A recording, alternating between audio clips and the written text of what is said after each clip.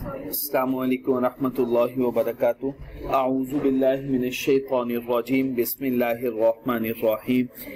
Rabbi इश्रह ली सदरी व यस्सिर ली अमरी वहलुल उक़दतम मिन लिसानी यफ़क़हू क़ौली। रब्बि ज़िदनी इल्मा। अल्लाहुम्मा अरिनल हक़्क़ हक़्क़न वरज़ुक़ना इत्तिबाअह व अरिनल बातिला बातिलन वरज़ुक़ना इज्तिनाबह। आमीन या रब्बल आलमीन। अल्लाहुम्मा तहिर क़ुलूबना मिनन निफ़ाक़ व अअमालना मिनर रिया व अलसिनतना मिनल कज़िब व अअयुनना मिनल ख़ियाना फ़इन्नका तअलमु ख़ाइनतल अअयुनि व मा तुख़फ़िस सुदूर। आमीन या रब्बल आलमीन। बच्चे, हमने सैलरी का चैप्टर, सैलरी का टॉपिक पढ़ना शुरू किया। उसके कुछ बेसिक कॉन्सेप्ट्स अभी तक हम लोग पढ़ चुके होंगे। जितने बेसिक कॉन्सेप्ट्स हम लोगों ने पढ़े उनको फर्स्ट ऑफ ऑल तो पहले हम उसकी रीडिंग कर लें, सब्डी से भी मैं आप लोगों को डिस्कस कर दूं। देन कुछ न्यूमेरिकल क्वेश्चन डिस्कस करने के बाद फिर नेक्स्ट रूल पढ़ेंगे हम लोग। ठीक हो गया? तो अभी तक जितना चैप्टर 2 का हिस्सा हम पढ़ चुके हुए हैं वो पहले मैं आप लोगों के साथ रीडिंग कर दूं, डिस्कस कर दूं। देन फिर उसके बाद हम लोग नेक्स्ट स्टेप में मूव करेंगे, अगले रूल की तरफ मूव करेंगे इंशाल्लाह। तो बच्चे, ये आपके सामने मैंने समरी ओपन की हुई है। बिस्मिल्लाहिर्रहमानिर्रहीम। सबसे पहले हमें नाम लिखना होता है। यहाँ पे जिस भी पर्सन की हम रिटर्न फाइल कर रहे होते हैं उसका नाम लिखते हैं हम। गुलफाम साहब, ये फैन ऑफ कर सकते हैं आप? नहीं हो सकता? बच्चे यहाँ से देखिएगा, कोई बटन इसका कोई ऐसा।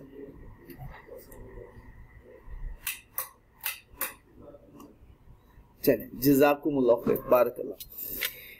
अच्छा जी, नेम मिस्टर ए। देन हमें स्टेटस बताना होता है, पर्सनल स्टेटस। पर्सनल स्टेटस में या इंडिविजुअल, एओपी या कंपनी। सैलरी के केस में आपको पता है इंडिविजुअल। उसके बाद रेजिडेंशियल स्टेटस, या तो ये पर्सन रेजिडेंट है या नॉन रेजिडेंट। अगर तो एग्जाम में एग्जामिनर ने बताया हुआ तो फिर रेजिडेंट है या नॉन रेजिडेंट है, और अगर नहीं बताया हुआ तो हमारी अजम्पशन क्या होगी? Positive assumption, resident. कंप्यूटेशन हम टैक्सेबल इनकम की कर रहे हैं और टैक्स लायबिलिटी आपको ये पता चलेगा रिक्वायरमेंट से, क्वेश्चन की रिक्वायरमेंट क्या है उसके मुताबिक आप बता पाएंगे। और सबसे लास्ट पे हमें मेंशन करना होता है टैक्स ईयर कौन सा है। Got it? कोई कंफ्यूजन? इनकम फ्रॉम सैलरी, उसमें बेनिफिट्स और अलाउंसेस टोटल। पहली बात, बेसिक सैलरी क्या उसूल पड़ा था? शाबाश, कोई दिक्कत तो नहीं है। नेक्स्ट, बोनस क्या उसूल है? शाबाश, बिल्कुल ठीक हो गया। House rent allowance fully taxable. Leave encashment fully taxable. Utility allowances fully taxable. यहां तक बात क्लियर हो गई? अच्छा बच्चे, अभी तक हम लोगों ने कन्वेंस अलाउंस पढ़ा हुआ, ऐसा ही है ना? कन्वेंस अलाउंस और conveyance provided by the employer. मैंने ये पूरी बात लिख दी थी, कन्वेंस प्रोवाइडेड बाय एम्प्लॉयर या कंपनी। कन्वेंस किसने प्रोवाइड की है? एम्प्लॉयर ने या कंपनी ने प्रोवाइड की हुई है। इसमें हमने कहा था कि अगर तो गाड़ी खरीद के देगा, परचेज करके देगा, तो फिर आपने किसको बेस बनाना है? और अगर लीज पे लेके, और फेयर मार्केट वैल्यू किस डेट की? एक्सीलेंट। अगर पर्सनल यूज है तो 10%।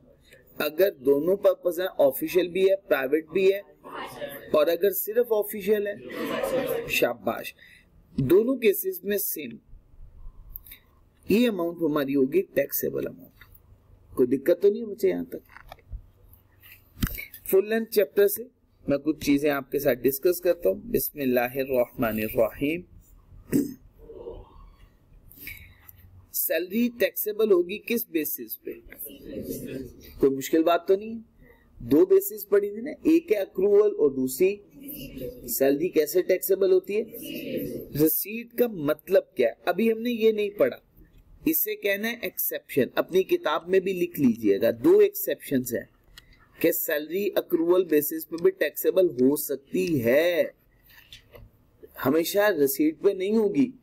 वो दो बेसिस वो दो एक्सेप्शंस हम बाद में डिस्कस करेंगे इंशाल्लाह। रिसीट का मतलब क्या होगा? रिसीट में 3 मतलब पढ़े थे ना हमने।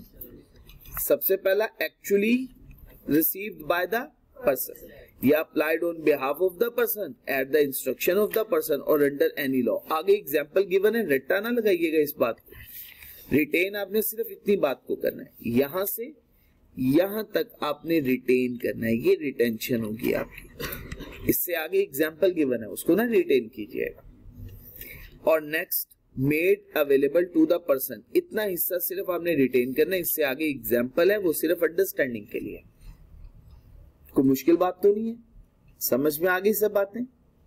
कोई सवाल पूछना चाहते हो पूछ सकते हो।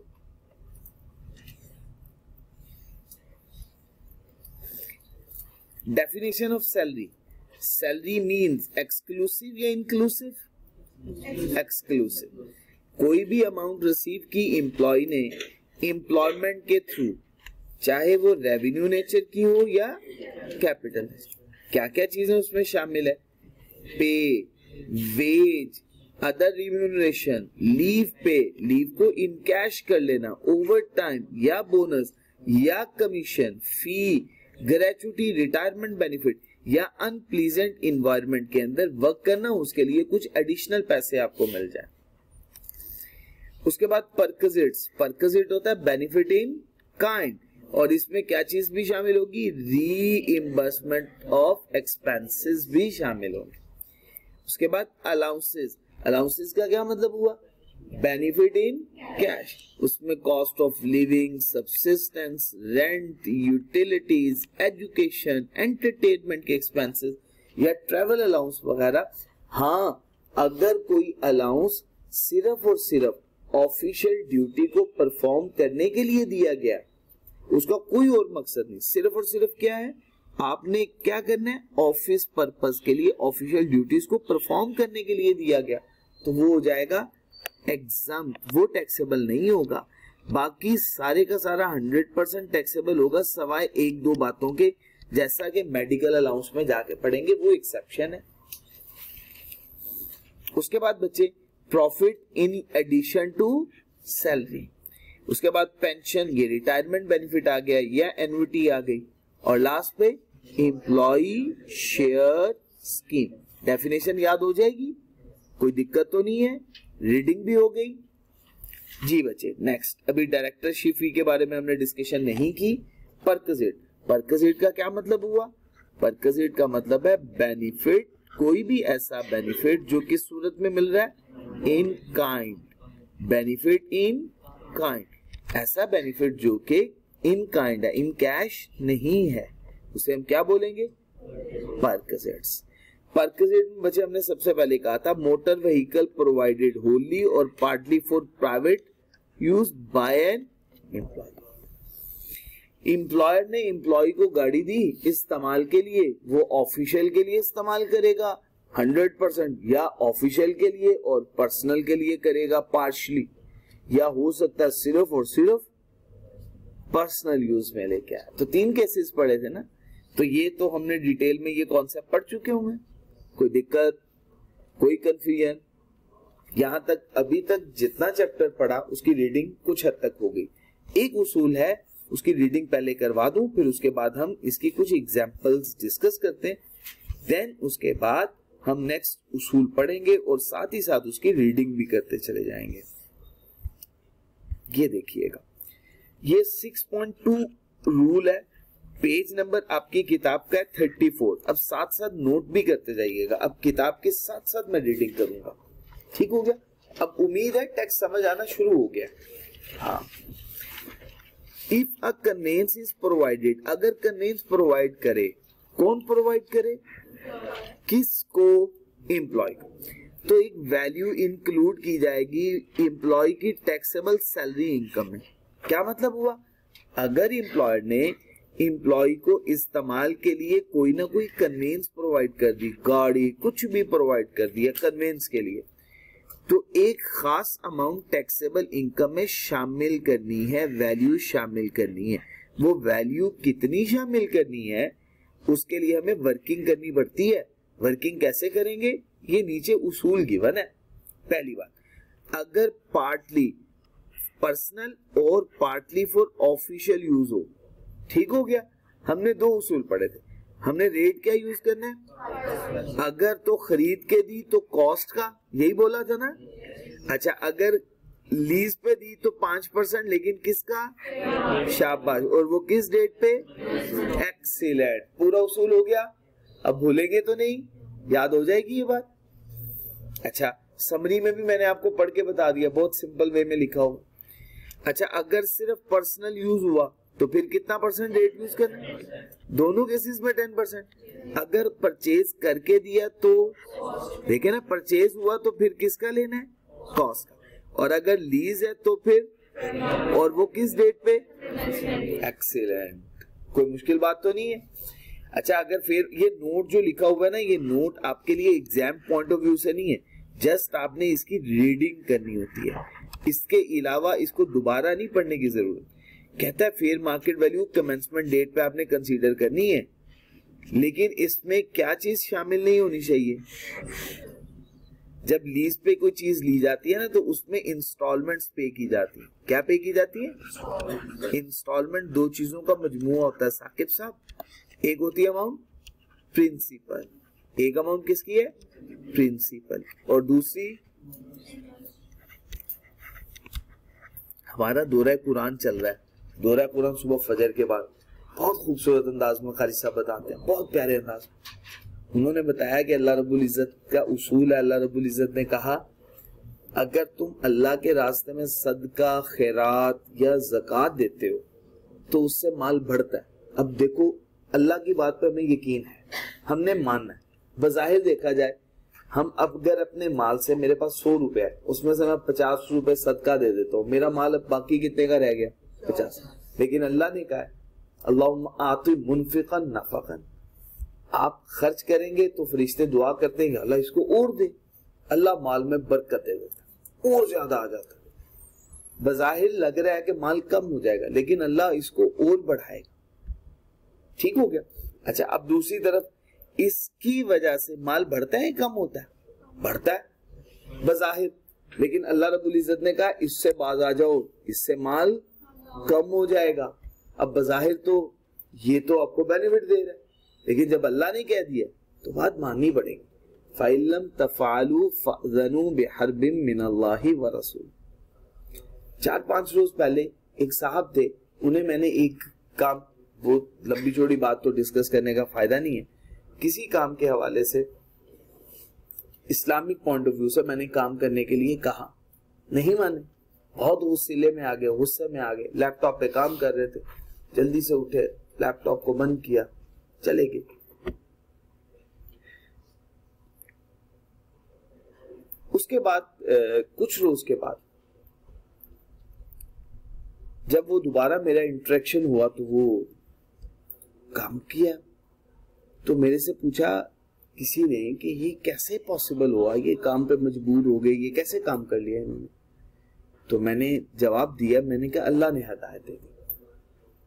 तो अल्लाह रब्बुल इज्जत ने कुरान पाक में कहा, इन्नका ला तहदी मन अहबब्ता वलाकिन अल्लाह यहदी मन यशा। अल्लाह ताला ही हिदायत दे सकता है, अल्लाह के अलावा कोई भी हिदायत नहीं दे सकता। ठीक हो गया ना। तो ये अल्लाह की तरफ से हिदायत आएगी, आप नहीं कोई भी किसी को हिदायत दे सकते। चले जी, आऊज़ु बिल्लाहि मिनश शैतानिर रजीम, बिस्मिल्लाहिर रहमानिर रहीम। अभी तक हम जितना भी पढ़ चुके होंगे, कोशिश करते हैं उससे रिलेटेड कुछ एग्जाम्पल्स डिस्कस करें, सॉल्व कर लें, फिर उसके बाद बाकी हम इंशाल्लाह अगला उसूल पढ़ के फिर उसकी रीडिंग करेंगे, फिर उससे रिलेटेड भी कोशिश करेंगे एग्जाम्पल सॉल्व करें। आऊज़ु बिल्लाहि मिनश शैतानिर रजीम, बिस्मिल्लाहिर रहमानिर रहीम। एमसीक्यूज भी कोशिश करता हूं आज आपके साथ डिस्कस करूं, और मैं इसके क्वेश्चंस जो है वो सेपरेट कर दूंगा आप लोगों के लिए। आज के लिए मैं मासर था। क्वेश्चन नंबर 1, कंप्यूट करना है टैक्सेबल इनकम और टैक्स लायबिलिटी को मिस्टर ए की। जिनकी फॉलोइंग इनकम है during the financial year ended 30 जून 2004 में। ठीक हो गया। बेसिक सैलरी पर मंथ, क्या उसूल है इसके लिए? शाबाश। ये पर मंथ है तो हमें किससे मल्टीप्लाई करना पड़ेगा? किससे मल्टीप्लाई करना पड़ेगा? 12 से। ये याद रखिए। तो हमें किससे मल्टीप्लाई करना है इसको? 12 से मल्टीप्लाई करना। ठीक हो गया। Rent free accommodation provided by the employer, जी वो हमें दोबारा वापस स्टार्ट पे ले आया जी। सिर्फ 1 मिनट है जी। पर मंथ है तो हमें इसे किससे मल्टीप्लाई करना है? 12 से मल्टीप्लाई करना है। Fully taxable. Rent free accommodation, अभी ये उसूल नहीं पड़ा तो फॉर द टाइमिंग मैं इस उसूल को इग्नोर करूंगा। मैं आपको इसका जो उसूल है अभी मैं आपके साथ इसको डिस्कस नहीं कर रहा हूं। ये देखें, ये समझ लेंगे ये उसूल अभी लिखा ही नहीं हुआ। जब हम पढ़ेंगे फिर इसको सॉल्व भी करेंगे। कन्वेंस अलाउंस पर मंथ 3600, क्या उसूल है? Fully taxable. Conveyance allowance fully, conveyance allowance, conveyance allowance याद हो गई बात हसनैन साहब? Conveyance allowance fully taxable. Utilities expenses fully taxable. Utilities expenses fully taxable. ये आपके सामने उसूल मैंने डिस्कस कर दिया। अब mister A is entitled to 2 fully paid vacations, उन्हें 2 छुट्टियां मिलेंगी और उसके साथ पैसे भी मिलेंगे। पेड वेकेशन, उनकी फैमिली के साथ किसी भी जगह पे पाकिस्तान में जा सकते। एक्सपेंडिचर जो उन्होंने इंकर किए 1 पे और 2 पे ये सम बता दिए। एयर टिकट्स दोनों के केस में जो बन रही हैं वो ये बता देंगे 24,000, 25,000, 49,000 फुली टैक्सेबल। और बोर्डिंग एंड लॉजिंग 46,000, टोटल आ गया 95। क्यों ना 95 पे ही सीधा सीधा वर्किंग कर दें बजाय इसके एक एक करके लिखे। ठीक है ना? सही कह रहे हैं ना जी? मुदस्सिर साहब समझ आ गई बात? अच्छा जी बच्चे, फर्दर और बड़े गौर से सुनना है। ये जो पॉइंट है ना, ये रिवीजन लेवल पॉइंट अपने पास लिख लेना अपनी किताब में आपने। क्यों? आपके पास इतना वक्त नहीं होगा कि एग्जाम में जाने से पहले हर सवाल करके जा सकें। ऐसे ऐसे पॉइंट्स पे रिवीजन लेवल लिखवा दूंगा जो आपको हर पॉइंट पेपर में या हर सवाल के अंदर यूनिक होगा, बाकी सवालों में वो पॉइंट नजर नहीं आएगा, ताकि आप पेपर में जाने से पहले उन पॉइंट्स को एक दफा पढ़ लें, गो थ्रू कर लें। तो बच्चे, further he owns a car. Owns का क्या मतलब है? उसकी अपनी गाड़ी है, मालिक है ना, अपनी गाड़ी है। अपनी गाड़ी बेनिफिट होता है? नहीं, कोई बेनिफिट नहीं है। तो फिर जब बेनिफिट नहीं है तो फिर टैक्सेबल सैलरी इनकम में शामिल करेंगे? बेनिफिट ही शामिल करना है ना, या इनकम शामिल करनी है। मेरी अपनी गाड़ी क्या मेरी सैलरी में शामिल होगी? मेरा बेनिफिट ही नहीं है। कह रहा है उनकी अपनी गाड़ी है जो कि पार्टली यूज कर रहा है बिजनेस पर्पस के लिए। बताएं क्या ये बेनिफिट है? इसका तो कुछ भी नहीं करना, ये बेनिफिट ही नहीं है, इग्नोर करना है इस इंफॉर्मेशन। अब समझ आ गया? तो इसको क्या करना था आपने? इग्नोर। करूं जी इस क्वेश्चन को सॉल्व? अगर आप इजाजत दे दें तो मैं बिल्कुल सामने ही कर देता हूं। ऐसा ही है? चले जी, अल्हम्दुलिल्लाह, बिस्मिल्लाहिर्रहमानिर्रहीम। जी बच्चे, सबसे पहले नाम क्या जी? Mister A. अच्छा, मैं 2 बातें स्किप कर रहा हूं जो ज्यादा इंपॉर्टेंट नहीं है। मैं कंप्यूटेशन से बात करने लगा, कंप्यूटेशन ऑफ टैक्सेबल इनकम। अभी हमने कंप्यूटेशन सिर्फ किसकी सीखनी है? Taxable income, computation of taxable income.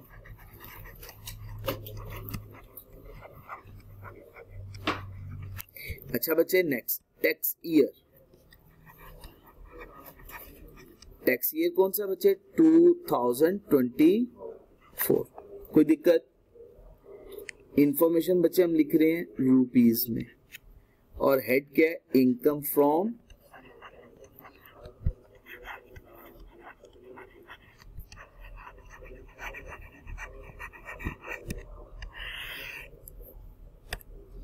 सबसे पहले बच्चे basic salary.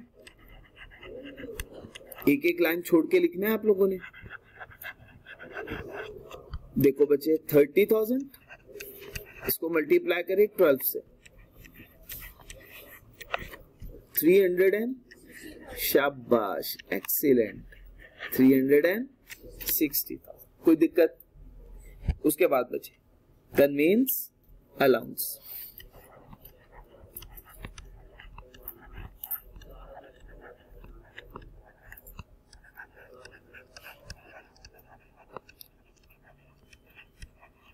Convince allowance per month है, शाबाश 3600 है, तो कितने से मल्टीप्लाई करेंगे? 12 से। कितनी अमाउंट?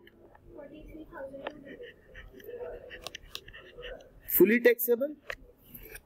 ये भी बचे हो गया। उसके बाद बचे यूटिलिटी एक्सपेंसेस।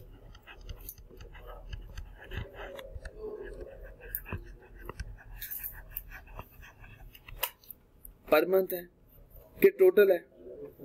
टोटल है, शाबाश 41,250। उसके बाद पेड वेकेशंस, कितनी अमाउंट है बच्चे? 95,000।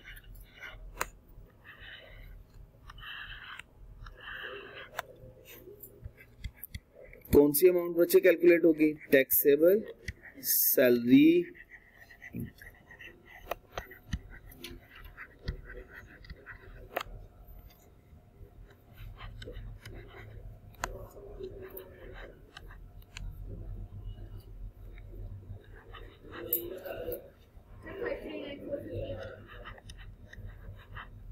ठीक हो गया जी बच्चे?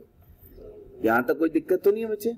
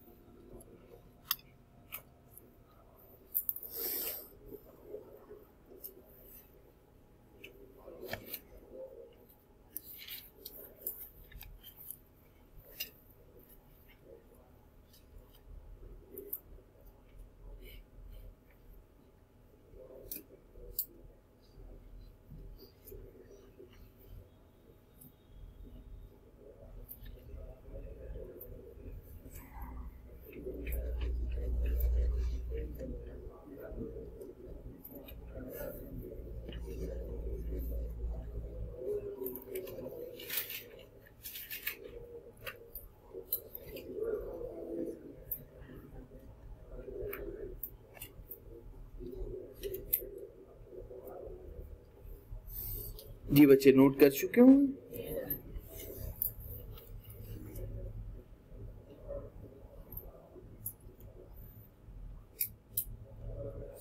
Question number 22, sorry question number 2।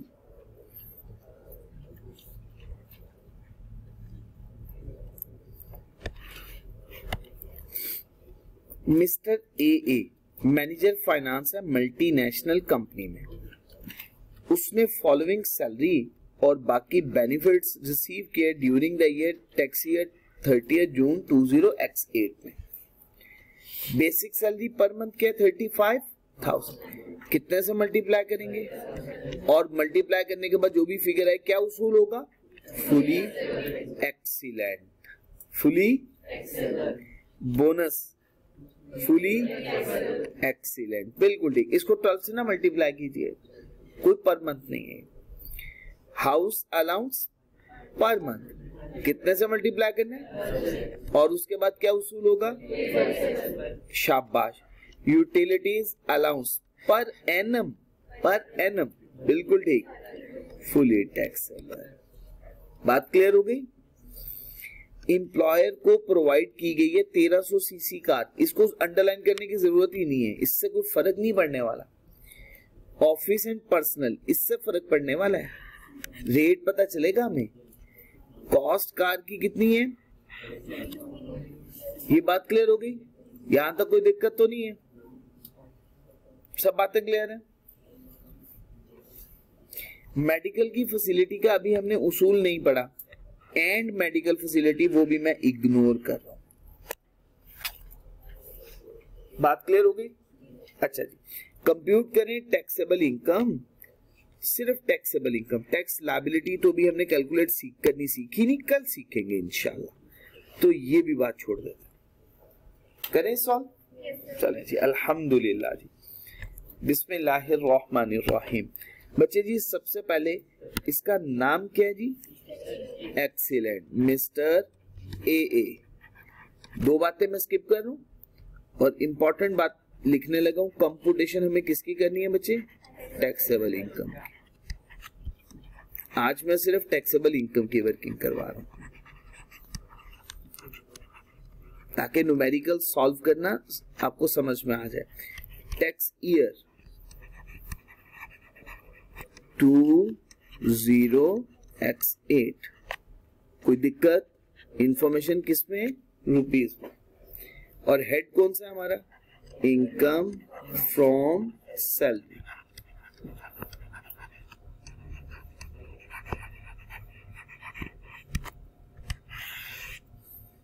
जी बच्चे सबसे पहले एक एक लाइन छोड़ के लिखना है आप लोगों ने। सबसे पहले क्या लिखना है? Basic salary. बेसिक सैलरी की अमाउंट कितनी है? 35,000 per month, per annum? Per month. Amount बताइएगा। 4,20,000। Fully taxable? शाबाश, देख ले हमने लिख दिया। नेक्स्ट बच्चे बोनस। बोनस को 12 से मल्टीप्लाई करेंगे? नहीं करेंगे। रूल क्या है? टैक्सेबल या exempt? Fully taxable. Excellent. House allowance. House allowance per month जी बच्चे 18,000 पर मंथ। 12 से मल्टीप्लाई करेंगे या नहीं करेंगे? करेंगे। शाबाश। कितनी अमाउंट? 2,16,000। Fully taxable? शाबाश, बिल्कुल ठीक हो गया। Utilities allowance. यूटिलिटीज अलाउंस जी बच्चे कितनी फिगर है? 50,000। पूरे साल की फिगर है ना, तो इसको तो 12 से मल्टीप्लाई करने की जरूरत ही नहीं। उसूल क्या है? Fully taxable. एक्सीलेंट। अच्छा बच्चे अब आगे अगली बात, कन्वेंस प्रोवाइडेड बाय एम्प्लॉयर। शाबाश, कन्वेंस प्रोवाइडेड बाय कंपनी या एम्प्लॉयर। कन्वेंस किसने प्रोवाइड की है जी? एम्प्लॉयर ने या कंपनी ने प्रोवाइड की है। अच्छा अब मुझे एक बात बताइएगा, बोथ पर्पस है, ऑफिशियल है या पर्सनल है? Both purpose. तो रेट क्या होगा? एक्सीलेंट। अगर ऑफिशियल होता तो और सिर्फ पर्सनल होता? भूलेंगे तो नहीं? इंशाल्लाह। अच्छा मल्टीप्लाई करना है अब कॉस्ट से या फिर मार्केट वैल्यू, क्योंकि एसेट परचेज्ड है। ठीक हो गया जी। जी बच्चे कितनी फिगर है? 22 लाख। जी बच्चे कितनी फिगर बनी? 1,10,000।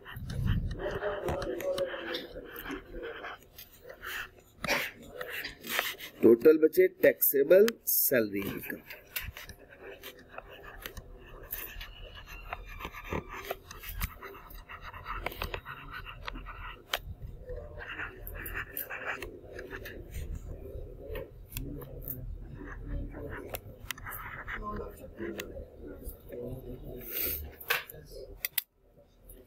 न्यूमेरिकल सॉल्व करने की समझ आने लगी है ना? सूझबूझ कोई मुश्किल बात तो नहीं है? इंशाल्लाह इंशाल्लाह।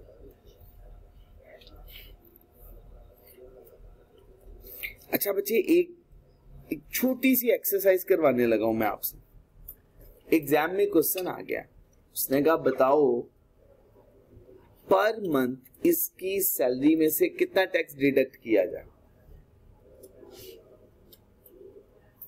उसके लिए पहले हमें क्या कैलकुलेट करना पड़ेगा? टैक्स लायबिलिटी कैलकुलेट करेंगे। उस टैक्स लायबिलिटी को फिर कितने से मल्टीप्लाई करना होगा? 12 से। ठीक है, इसकी कल पूरी की पूरी एप्लीकेशन समझाऊंगा इंशाल्लाह। चलो बिस्मिल्लाहिर्रहमानिर्रहीम। नेक्स्ट हम नेक्स्ट रूल पढ़े। अकोमोडेशन का हमने डिसाइड किया था ना कल कि अगला हमने उसूल कौन सा पढ़ना है? अकोमोडेशन।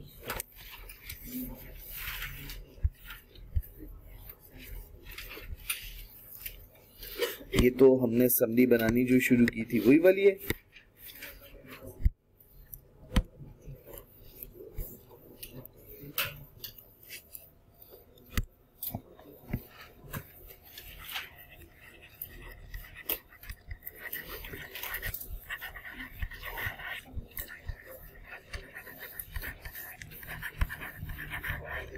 जी बच्चे क्या कहेंगे हम इसे? अकोमोडेशन प्रोवाइडेड बाय एम्प्लॉय, या इसका एक और नाम भी है बच्चे, इसको कहते हैं अकोमोडेशन फैसिलिटी। क्या वर्ड बोलते हैं? Accommodation facility, accommodation facility. जी बच्चे, अकोमोडेशन फैसिलिटी या अकोमोडेशन प्रोवाइडेड बाय एम्प्लॉय। उसूल क्या? 45% ऑफ बेसिक सैलरी। अच्छा, एक्चुअल उसूल तो ये होता है, मैं वो भी आपको बता देता हूं। मिनिमम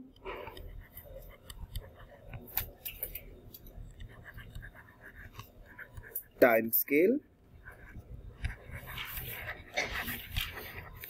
और बेसिक सैलरी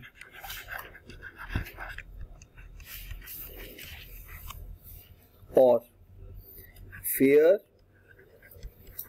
मार्केट रेंट, इन दोनों में से जो अमाउंट बढ़ी होगी क्या बोलेंगे? Whichever is higher. इन दोनों में से जो अमाउंट क्या होगी? बढ़ी, whichever is higher. Let's suppose अगर मैं इसको कह दूं ये ए है, इसको मैं बोल दूं ये बी है, तो क्या बोलूंगा? ए और बी में से जो अमाउंट बढ़ी होगी वो लिखनी है हमने।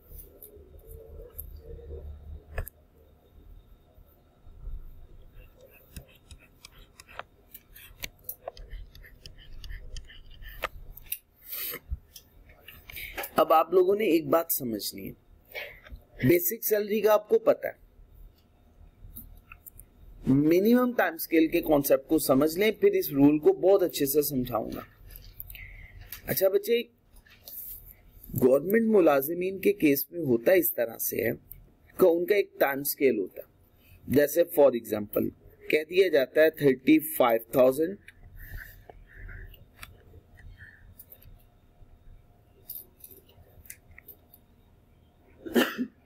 3,000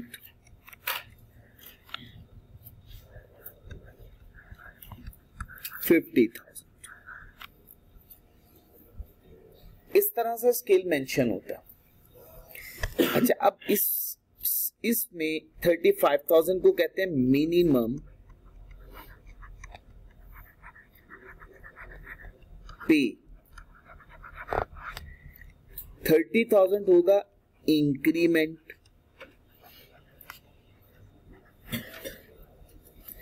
और ये अमाउंट आपकी कहलाएगी मैक्सिमम पे। और ये स्केल, इसे हम कहते हैं पे स्केल। क्या बोलते हैं इसे? पे स्केल। अब गौर से बात समझनी, अब एक खास टाइम तक, जब तक, जिस टाइम तक आप इस स्केल में रहेंगे, ये क्या बताता है? कहता है ये स्केल शुरू कहां से होगा? कम से कम तनख्वाह कितनी होगी स्केल में पर्सन की? 35,000 से कम स्केल में किसी की तनख्वाह, तो स्टार्टिंग कितनी होगी कम से कम? और मिनिमम पे भी उसी को ही बोलते हैं। अच्छा, जब भी इंक्रीमेंट लगेगा तो वो कम से कम कितनी अमाउंट का होगा? और इस स्केल में रहते हुए आपकी मैक्सिमम पे कितनी हो सकती है? 50,000 से ज्यादा तनख्वाह। अगर 50,000 से ज्यादा होगी तो फिर आपका स्केल चेंज करना पड़ेगा। जैसे आप अगर 15 स्केल में है तो फिर किस में फॉल करेंगे? 16, फिर नया स्केल आएगा, फिर 17, फिर नया स्केल आएगा। अच्छा, अब ये बात होगी, इस जब तक आप इस स्केल में रहते हैं उस वक्त तक जो मिनिमम वेज हो उसको क्या बोला जाता है? MTS बोला जाता है। क्या बोलते हैं? Minimum time scale. इस स्केल में रहते हुए कम से कम जो आपकी वेज होगी वो क्या कहलाएगी? आपकी MTS, minimum time scale. MTS का कॉन्सेप्ट बच्चे समझा पाया हूं मैं? अच्छे से समझ में आ गई? अब ये ज्यादातर एग्जामिनर आपको प्रोवाइड नहीं करता, तो फिर आपको किसको बेस बनाना पड़ता है? बेसिक सैलरी को। बिल्कुल ठीक हो गया। अच्छा बच्चे, अब जरा गौर से सुनिएगा बात। इसमें हमें सबसे पहले ए बुलेट में क्या करना है? 45% किसकी वैल्यू कैलकुलेट करनी है? MTS की या बेसिक सैलरी। अच्छा, अब अगर आपका एम्प्लॉयर आपको ये अकोमोडेशन की फैसिलिटी प्रोवाइड कर रहा है, तो अकोमोडेशन के लिए या तो घर उसने खरीद के दिया होगा या घर खुद से किराए पे लेके दिया होगा। उसका किराया मार्केट में होगा ना, उस मार्केट में प्रीवेल करते हुए किराए को क्या बोलते हैं? Fair market rent. तो वो भी आपको बताएगा एग्जामिनर। अच्छा, अब अगर दोनों फिगर्स गिवन है तो हमें इन दोनों में से क्या करनी है? जो फिगर हायर होगी वो कंसीडर कर लें। ठीक हो गया। अच्छा, इन केस अगर मेरा सवाल है, एग्जामिनर ने फेयर मार्केट रेंट ही नहीं बताया, तो 45% बेसिक सैलरी का सिर्फ वही ऐड कर देना, फिर कंपैरिजन नहीं करना। समझ आ रही है बात की? हसनैन साहब, अगर आपको फेयर मार्केट रेंट नहीं पता एग्जाम में, तो फिर क्या करना है आपने? बेसिक सैलरी का कितने %? शाबाश। किस में डायरेक्टली ऐड कर देना है? सैलरी में ऐड कर देना। कोई दिक्कत? मुफस्सिल एरियाज के अंदर वर्ड है मुफस्सिल, कौन से हैं क्या है छोड़ दें भी बात। मुफस्सिल एरियाज के लिए ये रेट 45% नहीं होगा, बल्कि कितना यूज होगा? 30%। कितना रेट यूज होगा? 30%।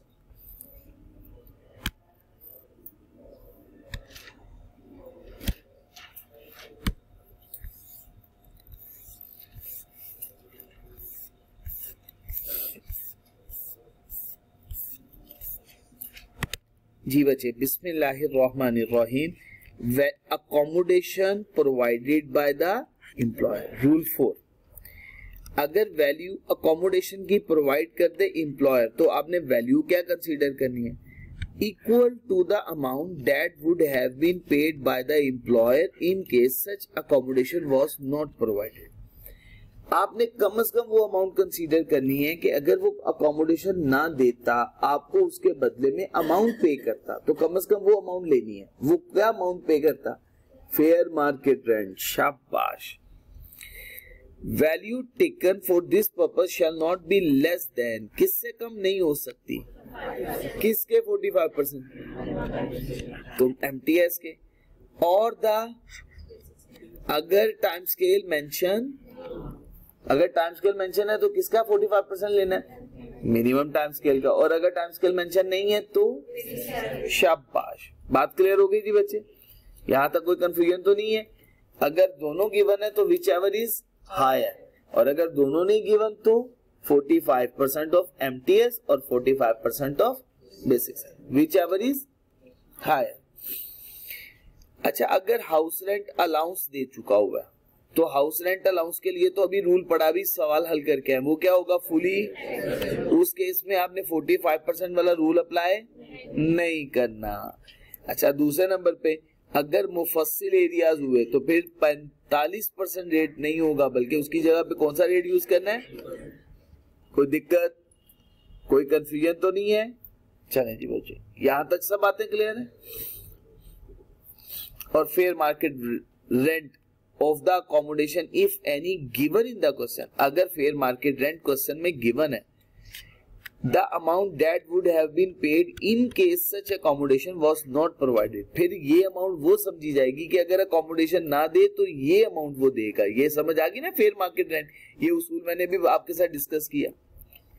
तो बच्चे वो स्ट्रेट फॉरवर्ड बात वही है। तो बच्चे फेयर मार्केट रेंट और 45% of basic salary whichever is higher. अब देखें क्या उसूल होगा? देयरफॉर फेयर मार्केट रेंट और 45% ऑफ द बेसिक सैलरी, तब ये उसूल अप्लाई होना है। कब उसूल अप्लाई होना है? अगर एग्जाम में वो आपको दोनों इंफॉर्मेशन प्रोवाइड कर दे, फेयर मार्केट रेंट भी और MTS। अब बेसिक सैलरी तो वैसे ही गिवन होगी, फेयर मार्केट रेंट अगर हमें प्रोवाइड कर देगा तो फिर हम कॉन्सेप्ट ये अप्लाई करेंगे कि फेयर मार्केट रेंट और 45% of basic salary whichever is higher. ठीक हो गया जी, यहां तक कोई दिक्कत तो नहीं है बच्चे? जी बच्चे मुफस्सिल एरियाज, यहाँ पे हम कह सकते हैं मुफस्सिल एरियाज जो अपडेटेड एरियाज हैं, लेकिन यहाँ पे किसी भी जगह पे इनकम टैक्स ऑर्डिनेंस ने इसको डिफाइन नहीं किया। हाँ, जब भी पेपर में सवाल आएगा तो वो आपको खुद मेंशन करके बताएगा ये मुफस्सिल एरियाज, वो आपको कुछ नहीं इसके अलावा एग्जाम में कभी भी नहीं मेंशन करेगा। अगर करेगा तो आपको खुद से बताए, या तो उसके लिए एक और उसूल हो सकता था कि वो एग्जामिनर इसके लिए एक शेड्यूल इशू कर देता, एक लिस्ट बना के दे देता, क्योंकि ऐसा नहीं है। अगर होती तो वो लिस्ट हम पढ़ते, तो हमने कहना था ये वो एरियाज हैं जिनको क्या समझा जाएगा, मुफस्सिल एरियाज। अभी फिल वक्त आपको अगर मेंशन करे क्वेश्चन में ये कौन सा एरिया है, मुफस्सिल, तो फिर क्या रेट यूज करना है? अदरवाइज आपने हर केस में क्या रेट यूज करना है, और रेट यूज करना ही आपने 45%। जी बच्चे, यहां तक कोई कंफ्यूजन, बात समझ में आ गई? चलिए जी बच्चे, समरी में से मैं आपको रेफर भी करवा दूं।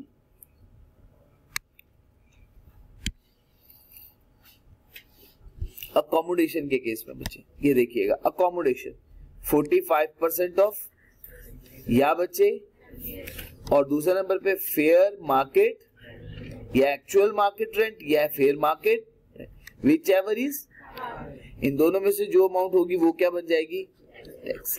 बताइएगा, कोई कंफ्यूजन तो नहीं है बच्चे? समझ आ गई है? जी बच्चे कुछ एमसीक्यूज हम डिस्कस करने लगे हैं।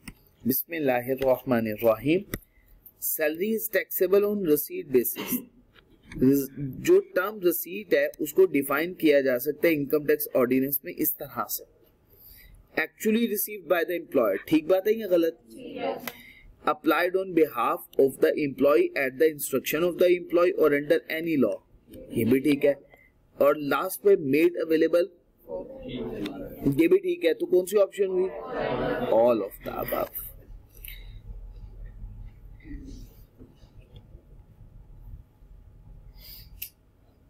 अच्छा, अगर कन्वेंस परचेज करके एम्प्लॉयर ने वो एम्प्लॉय को इस्तेमाल के लिए दे दी, पर्सनल और प्राइवेट दोनों पर्पस के लिए, तो टैक्सेबल सैलरी इनकम में क्या चीज शामिल करेंगे? 5% ऑफ। शाबाश, एक्सीलेंट। कोई मुश्किल बात तो नहीं है बच्चे?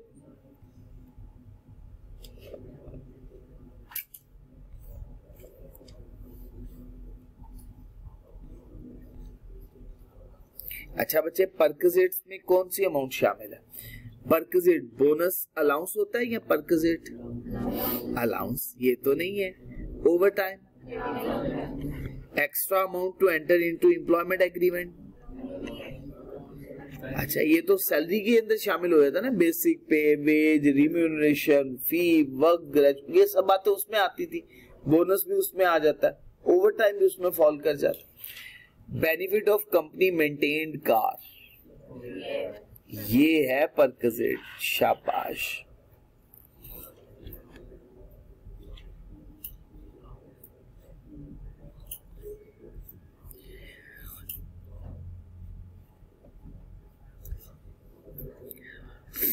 B limited has provided rent free accommodation अपने चीफ अकाउंटेंट को दे रहा है।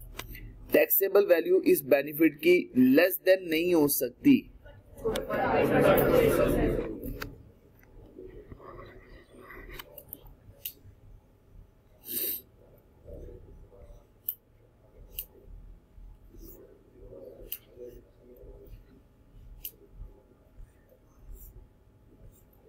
जी बच्चे, ठीक हो गया जी। यहां तक हमने जितनी भी बातें थी